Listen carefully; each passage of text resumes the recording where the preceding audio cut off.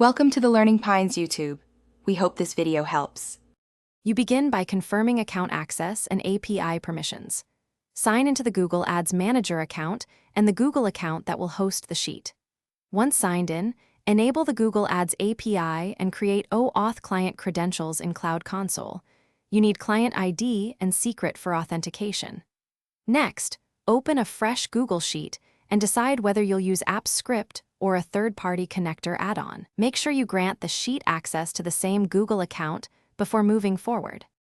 Now authenticate and request data. If using AppScript, implement the OAuth flow with your client ID and secret, obtain refresh tokens, and store them securely in script properties. If using an add-on, follow its authorization prompts. Then construct a Google Ads query. Choose metrics, dimensions, date range, and filters so you only pull required rows. Once done, execute a test API call, parse the JSON or CSV response, and map fields into dedicated sheet tabs so updates remain organized and auditable. Finish by automating and validating.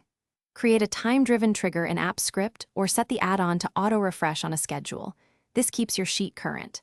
Then verify results by comparing row counts, campaign totals, and a few spot-checked metrics to Google Ads UI to ensure accuracy. If things go wrong, troubleshoot by refreshing OAuth tokens, checking API quotas and daily limits, simplifying the query to avoid excessive joins, and confirming the script or add-on has required scopes before rerunning the job. Thanks for watching. Consider subscribing if we helped you.